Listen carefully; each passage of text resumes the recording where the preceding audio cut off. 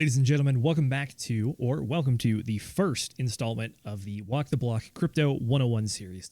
Today, what we're going to be talking about is the history of money and the problems, causes, and effects that led us to the invention of cryptocurrency and why we think it is actually a good A, investment vehicle, and B, potential complete replacement for money on a grand scale, but that future might be a bit farther off. Anyways, I'm your host, Zenith. With that being said, let's get into it today.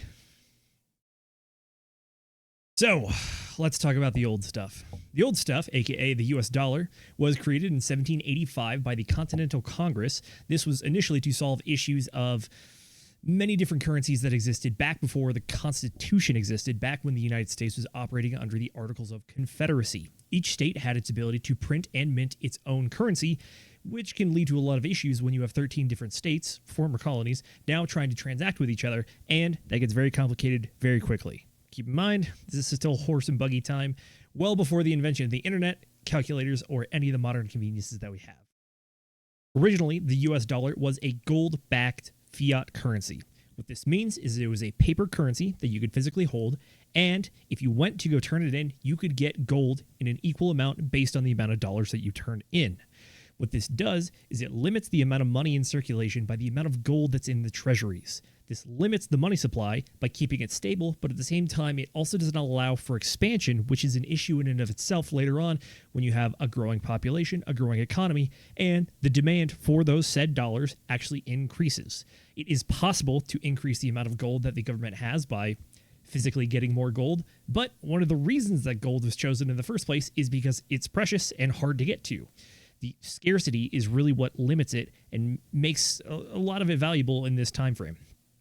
Advancing just a couple centuries, we have 1933. This is when FDR took us off the gold standard to recover from the Great Depression. Initially, the US dollar dropped by about 41%. You could argue that this actually does not help recover from the Great Depression too much, as many historians argue that the New Deal stuff that came out of the FDR administration actually prolonged the Great Depression by about a decade. Later on, during the midst of World War II, in 1944, we have the Bretton Woods Agreement. This makes the US dollar the world currency, aka everyone's going to start be using dollars, and, well, now we have a slightly expanded US dollar base, so that makes some sense. In 1971, Richard Nixon completely removes us from the gold standard, and this is where we get a transition to a pure fiat currency.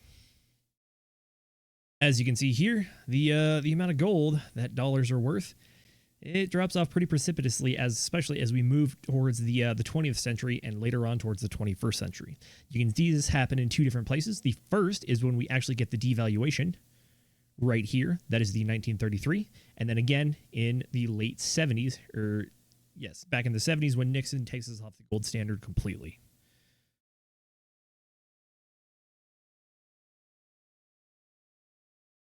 Yep, that works. So, the control and manipulation of the money supply is really based on two main groups of people. The first is the government, who has the authority to print and mint money. The second are going to be the banks, through what is known as the fractional reserve banking system. That is the second way that you can manipulate the money supply without actually physically printing more dollars. So, with that being said, control from the government side of the house actually comes from, this is going to be for the banking. The Federal Reserve Bank was a private group of bankers creating a board in 1913. The goal here was to establish a centralized group of bankers that could control the interest rates that they loan to each other. The reason that you have this interest rate is this is what is called the reserve rate or the reserve fraction. What this does is it means that each bank is required to hold a certain amount of money in the bank at all times to back all of the loans that they've created. So the way that fractional reserve banking works is that you deposit $100, the bank loans out as much as they possibly can, holding that minimum reserve to someone else. That person uses it for investment, business, whatever.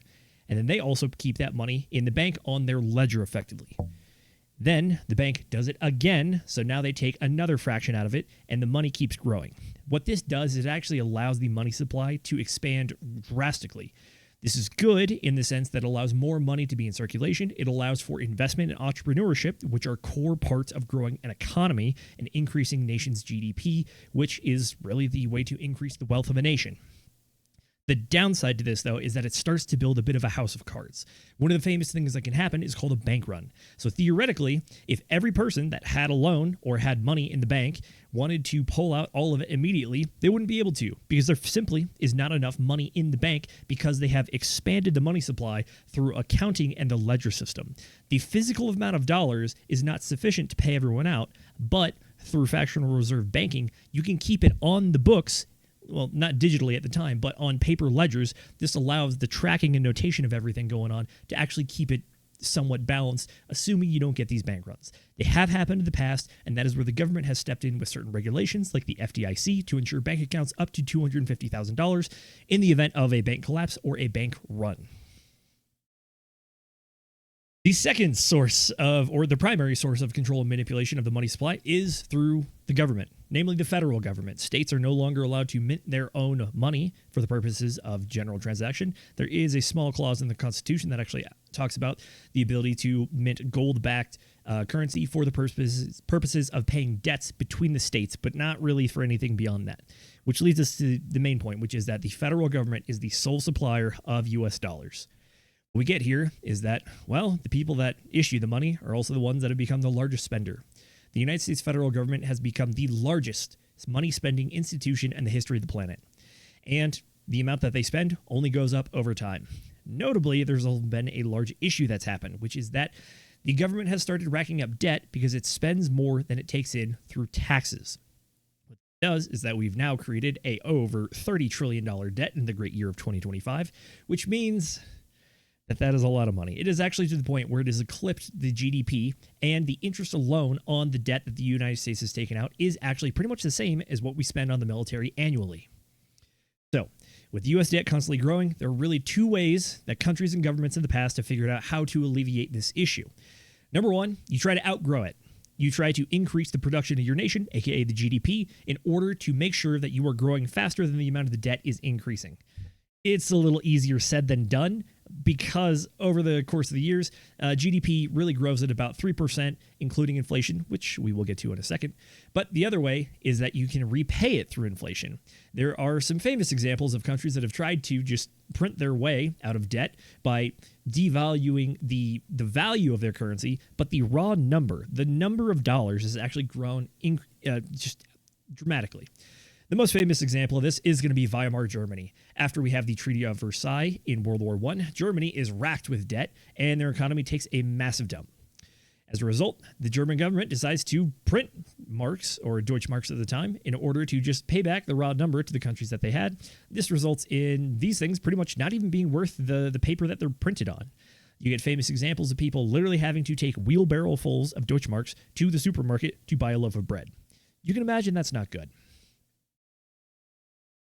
Just for a little bit of reference, in the year of 2024, fiscal year, by the way, which starts in October, the U.S. government spent a total of $6.8 trillion. So there are a few things to note here. There are different levels of spending. There's mandatory spending. These are called entitlement programs, or things that you are obligated to spend based on laws passed and signed by the president in the past. So this is going to be stuff like Social Security, Medicare, Medicaid, insurance programs, and some other stuff. After that, we get to discretionary funding. This is the stuff that you argue over on a yearly basis. This is where you can get to defense and non-defense spending. For 2024, defense spending totaled $850 billion, and non-defense spending equated to about $960 billion. And then after that, we have the good old interest on the debt, which is $881 billion. So, with that being said, we kind of have a bit of a ticking time bomb here, which has been repeated by a lot of countries in the 20th and 21st century. So, what are some of the core issues with a fiat currency? Well, now that we're on a pure fiat currency, there's nothing backing the value of it. The only thing that's backing it is institutional trust based on the institutions inside your country and all the nations and institutions outside of your country. There are a few issues that come with this. Notably, inflation is the big one, and second is manipulation. And then thirdly, we also have banking system failures, which we've alluded to in the past. So, inflation. There's really three kinds of inflation. We have demand, or pull inflation. We have cost-based, or push inflation. And then we also have built-in inflation. So what demand inflation is essentially good old capitalism, aka market sending signals based on price about what things are in demand and not in demand. So if more people want something, more people theoretically will be willing to pay a higher price for it. Therefore, the ability to charge a higher price for those items increases. Otherwise, you're just going to run out of the items and they're not going to be available at the level of demand that's required. Second is cost or push inflation. This is when the cost of manufacturing, whether it's goods, services, actual labor, these kinds of things increase. Therefore, for businesses, it's no longer profitable to make the same product or service at a certain price point. Therefore, you have to increase the prices in order to maintain the system and maintain the ability to sell these goods. Lastly, we have built-in inflation. This is kind of scope creep or scale creep, basically just lifestyle creep as well. This is when prices are rising. You also have to be able to buy stuff. Otherwise, you're going to come into major issues, which in the past has actually started wars before.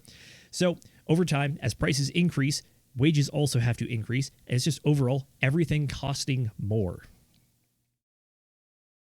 So as you can see here, we have a good bit of inflation. I will say the nice thing about innovation and entrepreneurship is that people find more efficient and better ways to build services and goods and deliver them to people. So you'll see over time, there's actually a basket of goods that have actually gone down in cost. This is because technology advances, the ability to transact increases based on just scale, scope, entrepreneurship, people finding smarter ways to do things. So the cost of goods goes down over time. But there are certain things that go up over time, largely due to demand and the ability or the inability to innovate on these things. These are going to be critical things. As you see here, we have hospital services, college tuition, medical services, childcare, food and housing. Vehicles have stayed largely flat. Household furnishing have stayed largely flat. But you might notice housing has increased faster than the actual stuff you put in the house. Notably, some of the stuff that you can see that increases the most over time, these are what we call assets as opposed to goods or consumables. Those largely are going to fall down here with like clothing, technology, and all that kind of stuff. The amount of currency in circulation has also increased over time, as we mentioned, through the money printing. There's a prone to inflation, not just through prices, but also through the supply of money. Because theoretically, if you can print more dollars today, you do have more dollars today. But the ability of those dollars to buy things over time, that is going to decrease as there's now more dollars competing for the same amount of items. Again, it goes back to the idea, the only way out of inflation is you got to outgrow it. Meaning, if you have more dollars, you have to have more stuff able to be purchased, or desired to be purchased, rather. Because just because you make stuff doesn't mean it's desirable. I'm looking at you, Haiti, who their primary export is charcoal. Market might be a little flooded for that. So good luck on that one. But as you can see by the chart, we do have FDR taking us off the gold standard. Nixon abandoned the gold standard entirely.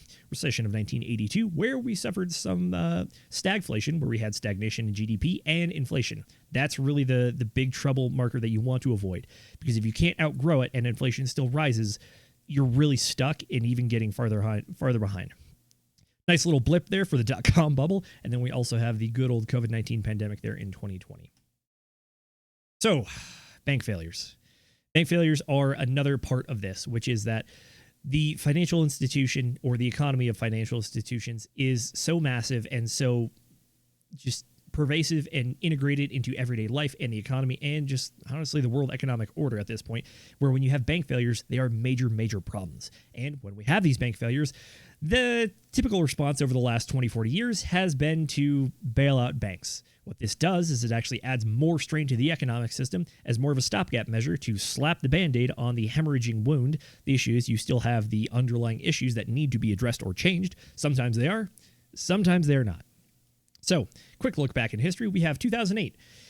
We had the Washington Mutual Bank went down and took out $432 billion with it. $94 billion came with other banks.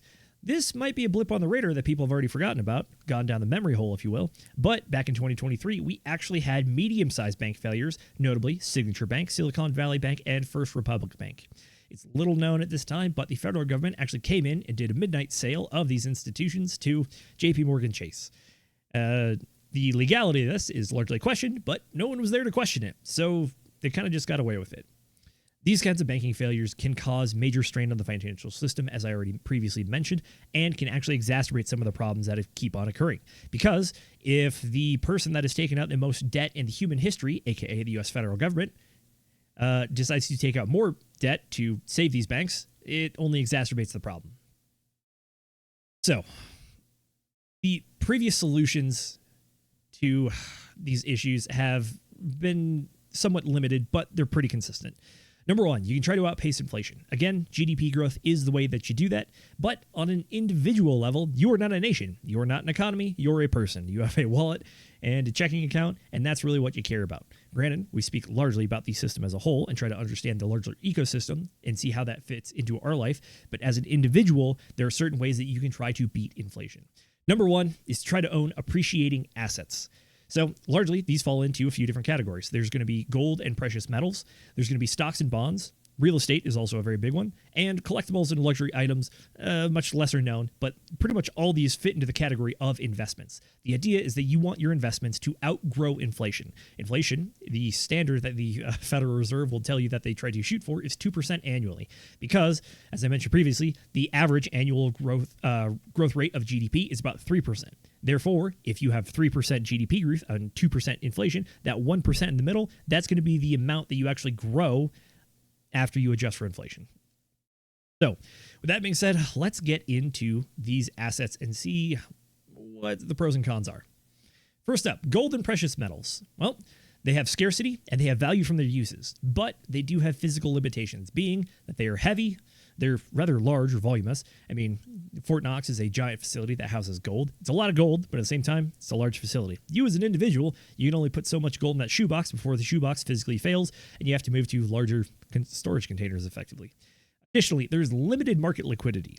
There's higher liquidity here than pretty much anything else, maybe the exception of stocks and bonds at this point, due to just being in a digital market now. But the ability to transact in gold on a daily basis is kind of non-existent. You effectively have to go to an intermediary, aka a fiat currency like the dollar, in order to actually extract the value and use it for your own purposes. But they are a pretty good store of value over the long term, and they actually do have a very good track record because they're not just valuable from the sake of looking shiny and nice and being able to make jewelry out of them, but they're actually useful when it comes to manufacturing purposes. So they retain a value in that. Next up, stocks and bonds. I do have the stock certificate picture here, but we largely have moved away from that as we've gone into the digital age. These can be yield-earning assets, namely bonds are the number one, and two, there are stocks that still pay out dividends in the form of yield on a quarterly, semi-annual, or annual basis. Those can be highly sought after, and you actually see some interesting market fluctuations when an upcoming payday or announcement of what the payday will be hit the news cycle. They also accrue value over time. Bonds, not as much, depending on what the bond market looks like, because you can have a healthy or non-healthy bond market based on what the Federal Reserve does with the interest rate. And yes, that interest rate is also the one that is tied to these, or the payouts of the bonds. Stocks. Stocks are ownership of company. Although at this point, there are a lot of different kinds of stocks. You have voting, non-voting, you have limited, you have restricted stocks. These are based on what you get paid out as an employee coming in for a compensation package and what you're allowed to do with it. A lot of what people talk about when they talk about the wealthiest people in the world is that they don't actually have cash on hand. I'm talking to like Jeff Bezos, Elon Musk, those kind of guys. They have value in stocks or ownership of companies. The issue with you as an individual owning stock in these companies is you really don't have control over it. Because if you did, you would be a controlling interest and you would be in charge of running the company. Because you don't have that, you're not in control and you're not in charge of running the company. Therefore, they are largely up to the whims of whoever is running them at the time and what they see as valuable. But as an investor, that's where you have to do your due diligence and figure out what you want to do with your money, what companies you think are good, have a good vision, good plan, good track record, all that kind of stuff. So, Thank you to digital ownership, because it means we can transfer these a lot easier. Back in the day, you had the New York Stock Exchange where you literally had people down in the pit or the floor holding certificates and trying to trade them around, that kind of stuff. Now, we do it all through online brokerages like Fidelity and that kind of stuff. Stocks and bonds do have pretty high market liquidity. I think it rivals gold and silver to this point, but at the same time, now that we're in the digital age, that's where you see it come in. There are notable times where some things actually get halted on the stock exchange, and you cannot trade them at that time. Or if your digital brokerage goes down, you also cannot trade because you can't access it. But overall, the ability to move in and out of these assets is very, very high, just based on the size of the market and the number of people wanting to buy and sell at any given time.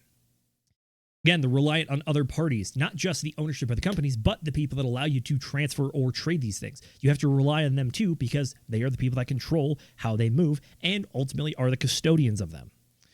And the last downside to this one is that the stock market and the bond market are largely exposed to the market cycle. Granted, the market cycle is not as crazy as certain other things out there, but there are times of recession and growth times, but there is a market cycle that goes on. So they're not always just a stable increase over time.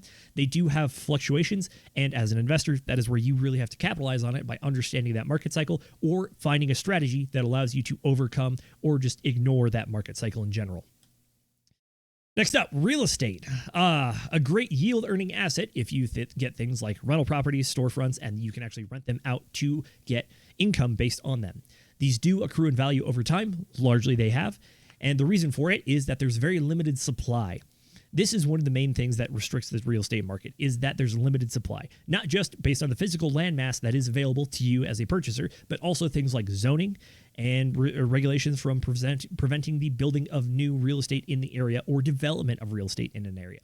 When I'm talking about real estate, I'm talking about everything from just land and like mineral rights to actual houses, skyscrapers, apartment buildings, gas stations, all that kind of stuff. All that falls into the real estate category. There are ways that you can actually get invested in real estate beyond just owning property. You can actually do that through a real estate trust or fund that is effectively a stock ticker that you can trade on brokerages. Next up, your real estate is subject to local government controls. So if your zoning board decides that they want to rezone things, or that for the famous example that I'm kind of fond of, is that racetracks were largely built out in the middle of nowhere back in the day because they didn't want to bother anybody. Well, as urban sprawl has continued, people grew out of their cities, and eventually those cities encroached on those outlying areas like racetracks. And this is where you get the case of new houses, even though they signed many waivers saying, I know it's noisy. I know it's going to be loud. I know there's going to be traffic. I won't complain about it. Guess what? They complain about it to the point where the racetracks actually get shut down or restricted to the point that they're no longer operable, which is effectively shutting them down. This kind of stuff can happen in real estate. It's not super common, but understand what kind of markets you're investing in and what the limitations, the potential is in the future down the road. Next up, these you can't just buy and hold forever because you got to pay property taxes. That's right. There are certain things that are guaranteed in life. Taxes is one of them. Death is the other. And then additionally, there is maintenance and upkeep that is required with them, especially if you have a standing building on your property. You can't just leave it there because things decay and they require maintenance and upkeep. And if you use it like a rental property, that wear and tear will ultimately eat into your budget and you're going to have to fix or renovate certain things. Lastly, there's low market liquidity on real estate. Real estate are large transactions, which requires a lot of investment and a lot of capital go into them. That kind of sale doesn't happen on a daily basis. I mean, you can look at the housing market and you can actually go see how long things have been on the market for and determine whether or not it's actually like well priced based on how long it's been on the market, because that is also an indicator of good old demand and supply. So with that being said, real estate has been one of the best performing assets in the last 100 years. I think that's largely due to factors going on outside of just the nature of the asset itself. That's largely due to population expansion, growth of the nations, that kind of stuff. Lastly, let's talk about collectibles and luxury items. Yes, I do have the collection of fancy watches and the original Charizard down there in the nice slab, if you will. So these assets do accrue value over time. The reason that they do so is scarcity. If you're talking about certain things like luxury items, the scarcity is less because they're constantly produced. However, certain things do have limited runs. Like if you go look at Rolexes, only certain models are produced based on certain years. I believe in the year 2025, the Rolex GMT Master 2 will stop production, and I would bet in the coming years, you're actually going to start to see some appreciation on it. Things like collectibles like baseball cards, Pokemon cards, that kind of stuff, memorabilia, if you will. There's a very, very limited supply on this stuff, meaning once it's out in circulation, that's it. They're not making any more of it. And this is where you get into things like older style assets. This is going to be stuff like anything that's older than like 10, 20, 30 years. Like really old baseball cards, they do actually have a sizable market just based on the value of the things themselves because they're old, they're sought after, and again, the availability is very limited. Newer things, on the other hand, they have the ability to print them. So if you go look at certain things like Magic the Gathering is a collectible card game, they had instituted this thing called the reserve lifts. Basically, after they were going for about 5 or 10 years, the company that produced them, Wizards of the Coast, was like, hey, these things are getting a little expensive and people want to play with them to play our game. So what if we reprint them? Well, there were people that were buying up a lot of them and said, wow, you're going to devalue my collection. So there was a giant market crash and they pretty much almost sold out of that stuff entirely until Wizards of the Coast, again, the company that runs it, implemented the reserve list. This was a restriction that they placed on themselves, saying, hey, we're going to make a list of stuff. Anything on it will not be reprinted. That is an example of how you can control the supply, or if they didn't do that, how that supply can actually be inflated over the years. So keep in mind, these things are not immune to some of the issues that fiat currency have, notably the ability to reprint them or reproduce them. With that being said, there is also a cost to preserve these things. You have to make sure that they are well preserved in order to maintain their quality. They are collectible items or luxury items, and the whole point is to be luxury or high quality. So if they are degraded over time, they lose value. Lastly, there's two final points, and they kind of go together here. One is there is very, very low market liquidity on these kinds of items. They're a little easier to get into and out of than real estate just due to the size of the transaction, but at the same time, the amount of people that want to buy them are very, very low. And lastly, they are subject to changing taste in people and consumers and market trends, or demands, if you will. Because you can say that your Charizard card is worth $100,000, but if no one is willing to pay you said $100,000, you're kind of stuck in that investment vehicle there. Finally, this is where we're going to close out this segment as a nice segue into the next video we're going to be talking about. The new solution, cryptocurrency. So, Bitcoin was created in 2008 after the financial crisis by a man known as Satoshi Nakamoto, but he's actually not known because no one knows who Satoshi Nakamoto is. The original Bitcoin has a limited supply. There will only ever be 21 million Bitcoin in existence. We are pretty close to, I believe the last Bitcoin will be minted in the year 2140, and we're already over halfway of the supply, and I want to say we're actually approaching the 90% mark. Lastly, the Bitcoin network, aka the network that hosts these Bitcoin transactions, aka the blockchain, is decentralized, meaning that there's no central authority that controls the code or controls like an on-off switch about whether you can access the network or not.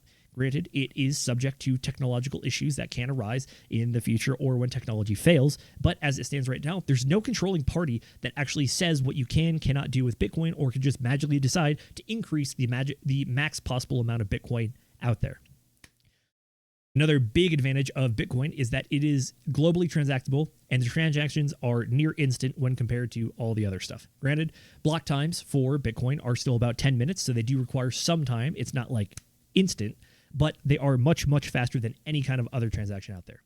And lastly, Bitcoin is a cryptographically protected network, meaning that the security of this is physically built into it. You can't break into somebody's house and physically steal the Bitcoins out of a safe like gold, collectibles, and that kind of stuff. But there are some issues that we'll get to in the future, mainly being like quantum computing having the ability to crack encryption. But at this point, that is pretty far off in the future, if I say so myself. That being said, what cryptocurrency does is that it actually alleviates a lot of the issues of fiat currency. Namely, the decentralization is a big point because it gets rid of the control and manipulation issues, which is that you can't print it to oblivion and you can't control how people spend it or what they do with it effectively. That is up to the individual users because it is a trustless system. Everything is based through cryptography and allows you to transact safely and securely without a ton of overhead and a lot of oversight about controls, regulations, security measures, that kind of stuff. Granted, there are major security concerns that you have to worry about as a user because it's a new technology and you got to learn them. But at the same time, though, another advantage of this is that, well, you can take it pretty much anywhere because it's digital. If you tried moving across any national border with large amounts of gold bars or large amounts of cash, let me know how that goes for you. It's probably going to be confiscated because if you look at the US dollar notes, it says property of the US government. That's right. You don't even own your money. It is just something that is given to you by the government, and theoretically they can kind of seize it at any given time. But that's more of an argument about property rights and seizure, which is not here nor there. Overall, though, the point is this. Bitcoin doesn't really inflate. In fact, the inflation rate is based on a schedule that you can see for yourself right now. You know what it's going to be in the future. You know what the maximum supply is going to be. Can't change it. Secondly, it gets away from the failures of a banking system. There are ways to corrupt Bitcoin and introduce it to a fractionalized reserve system. That is not a failure of Bitcoin. That is a failure of the fractionalized reserve system. But if you are a holder of Bitcoin, then Bitcoin's not going anywhere as long as you're a good steward of it. And theoretically, it should hold value over time because more and more people are going to be getting into the market. Therefore, there's only an increase in demand. And like I mentioned previously, limited supply. That's right. All your Econ 101 classes are paying in, and you know about the good old supply and demand curve. Yeah, it's largely going to stay the same for Bitcoin. The only thing that's really going to move is the demand side of the house. With that being said, we are moving into the future and there are cryptocurrencies released every day. I believe that we are up to over 5,000 different cryptocurrencies out there, and the ability to make individual ones only gets easier and easier. So with that being said, if you're looking at cryptocurrency as an asset to alleviate some of the issues of inflation and fiat currencies, what you want to do is understand the market, understand the cryptocurrency itself, and make sure that you're only getting into good assets. Again, I'll have to say it every time we're on here. Nothing we say is financial advice, just trying to give you education on what is out there, what is available, and what are the issues that are present every given day that you and I both face. With that being said, that is going to be the conclusion for this one. Stay tuned for the next video where we're going to be actually breaking down the ins and the outs of Bitcoin and some of the best practices and some basic strategies about what you can do with it to give you a little more use case. The whole point of this video is to show you why cryptocurrency is going to alleviate some of the issues of the past by breaking down the issues of the past. Whether we have fiat currency, we have government manipulation, we have banking failures, or we also have the inability to hedge against inflation based on the pros and cons of the assets and investment vehicles that are available to you today. That being said, thank you so much for watching. We'll catch you in the next video.